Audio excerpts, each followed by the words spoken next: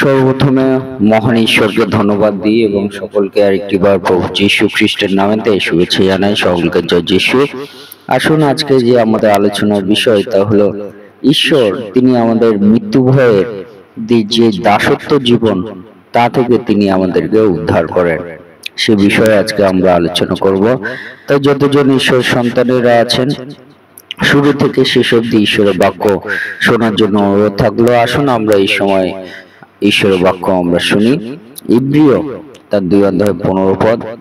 এবং যাহারা মৃত্যুর ভয়ে যাবজ্জীবন দাসত্বের অধীন ছিল তাহাদিগকে উদ্ধার করেন।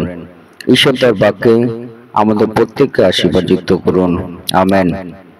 হে আমাদের স্বর্গের পিতা, আমাদের নতুন জীবন দানকারী, তোমার মহানামের ধন্যবাদ, প্রশংসা এবং গৌরব দিই প্রভু গো। এই সুন্দর সময় তুমি দিয়েছ, আর এই সুন্দর সময়ে আমাদের জীবনের সমস্ত ভার, আমাদের জীবনের সমস্ত চিন্তা ভাবনা তোমার হস্তে সমর্পিত করি যীশু নামেতে পিতা। এই সুন্দর সকাল তুমি দিয়েছ, আর এই সকালে প্রভু গো তোমার মহানামের গৌরব, প্রশংসা এবং ধন্যবাদ দিই প্রভু। তোমার নাম উচ্চীকৃত এবং মহিমান্বিত হোক পিতা গো। এই সময় যে তোমার মহান বাণী প্রভু তুমি শোনার সুযোগ করে দিয়েছ, সেই বাণীর মধ্য দিয়ে তুমি আমাদের জীবনে কথা বলো। তোমার পথ সকল প্রভু গো তুমি জানতে সাহায্য করো। তোমার দেওয়া জীবন পথে চলার তুমি শক্তি দান করো। সঙ্গে সঙ্গে থাকো, সমস্ত ভার তোমার হস্তে দিই, তোমার পবিত্র আত্মা দ্বারা পরিচালনা করো। এই প্রার্থনা নাসর যীশু খ্রিস্ট নামে চাই, আমেন। জয় যীশু, জয় যীশু। আসুন আজকে যে আমাদের আলোচনার বিষয় তা হলো যে ঈশ্বর তিনি আমাদেরকে মৃত্যুর ভয়ের যে দাসত্ব জীবন তা থেকে তিনি উদ্ধার করেন। বলছে যাহারা মৃত্যুর ভয়ে যাবজ্জীবন দাসত্বের অধীন ছিল তাহাদেরকে উদ্ধার করেন। অর্থাৎ যাহারা মৃত্যুর ভয় পায়, যে আমাদের যদি আমরা এই জগতে যাকে হোক তাকে সন্তুষ্ট আমরা যদি না করি, আমাদের মৃত্যু আমাদের ঘটতে পারে। আগামী সময়ে আমাদের পরিবারের সমস্যা আসতে পারে। এইরকম ভাবে জীবন যাপন করার মধ্য দিয়ে আমরা যে দাসত্ব জীবন, অন্যের সত্য ঈশ্বরকে বাদ দিয়ে অন্যকে যে আমরা তার মহিমা, তার গৌরব করি, সত্য ঈশ্বরকে যে মহিমা গৌরব দেওয়া দরকার সেই মহিমা আমরা অন্য কোথাও দিই। আর এই মধ্য দিয়ে কি হয়, আমরা দাসত্ব জীবনের মধ্যে দিয়ে থাকি। আমরা অনেক সময় সত্য ঈশ্বরকে, আমরা প্রভু যিশুকে জানা সত্ত্বেও আমরা আমাদের সমস্ত গৌরব আমরা সেই প্রভু যীশু খ্রিস্টের মধ্য দিয়ে সত্য ঈশ্বরকে, সত্যময় ঈশ্বরকে না দিয়ে আমরা অন্য কাউকে গৌরব মহিমা আমরা দিই। আর সেই মধ্য দিয়ে কি হয়, আমরা দাসত্ব জীবনের মধ্য দিয়ে আমরা চলি। কিন্তু ঈশ্বর তিনি আমাদের সেই দাসত্ব জীবন থেকে উদ্ধার করতে চান। সত্যময় ঈশ্বর তিনি আমাদের সেই দাসত্ব জীবন থেকে উদ্ধার তিনি করতে চান। তাই সেই উদ্ধারকারী তিনি কে? তিনি হলেন আমাদের প্রভু যীশু। তাই আমাদের দাসত্ব জীবনে আমাদের কেমন, আমাদের মনে আমাদের কেমন আমাদের পরিস্থিতি আমাদের থাকে, অবস্থা আমাদের থাকে, যদি গীতসংহিতা 55 অধ্যায় 4 পদ পাঠ করি, সেখানে ঈশ্বরের সন্তান তিনি বলেন, আমার অন্তরে চিত্ত বড়ই ব্যথিত হইতেছে, আমার অন্তরে চিত্ত বড়ই ব্যথিত হইতেছে, মৃত্যুর ত্রাস আমাকে আক্রমণ করিয়াছে, আমেন। অর্থাৎ আমাদের মৃত্যুর ভয় এমন থাকে যে আমরা আমাদের মন, আমাদের চিত্ত অনেক আমরা ব্যথিত হই, অনেক চিন্তা হতাশার মধ্য দিয়ে আমরা পড়ি। মৃত্যু ত্রাস আমাদেরকে আক্রমণ করছে, সেরকম আমরা পরিস্থিতির মধ্য দিয়ে পড়ি। মৃত্যুর ভয় আমাদের জীবনের দাসত্ব, মৃত্যুর ভয় আমাদের জীবনকে কিভাবে দাসত্ব করে রাখে তার একটি ঘটনা কিন্তু আমরা গীতসংহিতা 55 অধ্যায় 4 পদে আমরা দেখতে পারি যে আমার অন্তরে চিত্ত বড়ই ব্যথিত হইতেছে, মৃত্যুর ত্রাস আমাকে আক্রমণ করেছে। এরকম আমাদের মনের অবস্থা হয়। কিন্তু আমরা যদি দেখি লূক তার 1 অধ্যায় 74 থেকে 77 পদ, সেখানে কি লেখা আছে, আমাদিগকে এই বর দেওয়ার জন্য যে আমরা শত্রুগণের হস্ত হইতে নিস্তার পাইয়া নির্ভয়ে ও ধার্মিকতায় তাহার আরাধনা করিতে পারিব, তাহার সাক্ষাতে যাবজ্জীবন করিতে পারিব।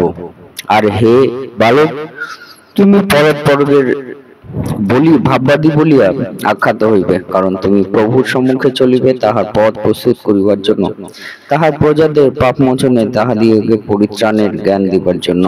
Amen, hallelujah, amen, hallelujah.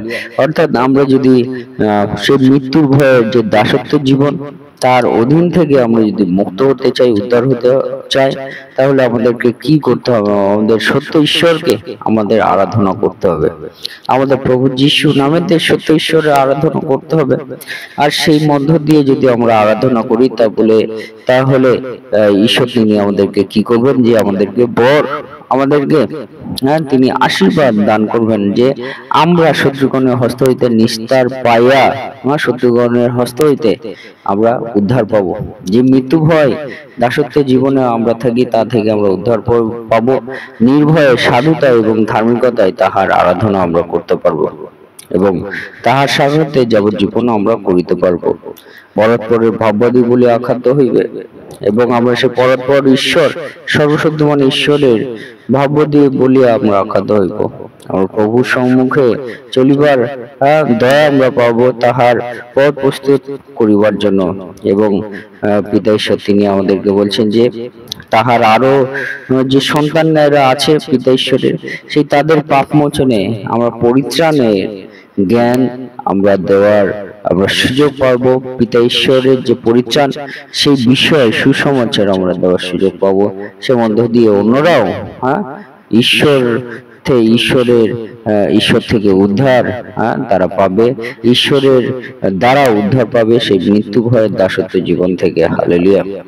এবং আমরা সেই জন্য আমরা মনে রাখি আমাদের মধ্যে যে ঈশ্বরের আত্মা যখন আমাদের জীবনে কাজ করবে, তখন আমরা কিন্তু পিতা ঈশ্বরের মহিমা আমরা গৌরব করতে পারবো এবং সেই ভয়ের দাসত্ব জীবন আমরা কাটিয়ে আমরা তুলতে পারবো। যদি আমরা বাক্যে দেখি রোমিও তার 8 অধ্যায় 15 পদ, বস্তুত তোমরা দাসত্বের আত্মা পাও নাই যে আবার ভয় করিবে, কিন্তু দত্তক পুত্র তার আত্মা পাইয়াছ, যে আত্মাতে আমরা আব্বা পিতা বলিয়া ডাকিয়া উঠি। Amen, hallelujah. আব্বা পিতা, আজকে আমরা দেখি যে আব্বা পিতা আমাদের সত্য ঈশ্বর, যে আব্বা পিতা আমাদের সত্যময় ঈশ্বর, যে আব্বা পিতা আমাদের সৃষ্টিকর্তা ঈশ্বর, যে আব্বা পিতা তিনি ছিলেন, আছেন এবং থাকবেন। সেই আব্বা পিতা তিনি নিত্যস্থায়ী পিতা, তিনি প্রতিনিয়ত তিনি আমাদের সঙ্গে সঙ্গে আছেন।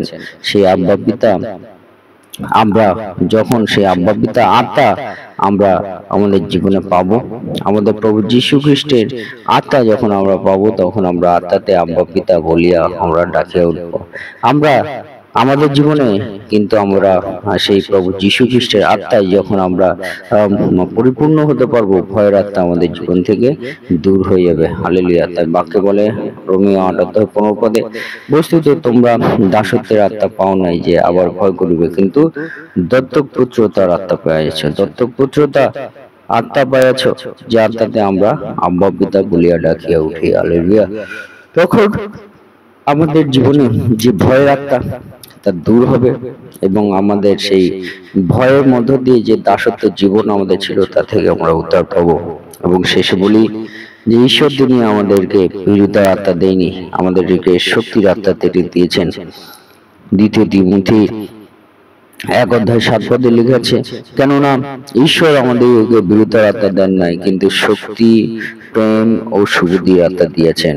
Amen, hallelujah. তাই আমরা ঈশ্বর থেকে যে আত্মা আমরা পাই, তা ভয়ের আত্মা নয়, কিন্তু শক্তির আত্মা আমরা পেয়েছি। যে শক্তির আত্মার মধ্য দিয়ে আমরা কিন্তু যে দাসত্ব জীবন, ভয়ের যে দাসত্ব জীবন, তা থেকে আমরা উদ্ধার আমরা পাবো। যে উদ্ধার আমাদের পিতা ঈশ্বর, আমাদের প্রভু যীশু খ্রিস্ট, তিনি আমাদেরকে উদ্ধার দেবেন অনন্তকালীনের জন্য। তাই আসুন আমরা সেই আমাদের আব্বা পিতা সত্যময় ঈশ্বরে আমরা বিশ্বাস করি, আমাদের প্রভু যীশু নামেতে। সে মধ্য দিয়ে আমরা প্রকৃত উদ্ধার ঈশ্বর থেকে আমরা পাবো। ঈশ্বর তার বাক্যে আমাদের প্রত্যেককে আশীর্বাদ যুক্ত করুন। আমেন। জয় যীশু, জয় যীশু, জয় যীশু।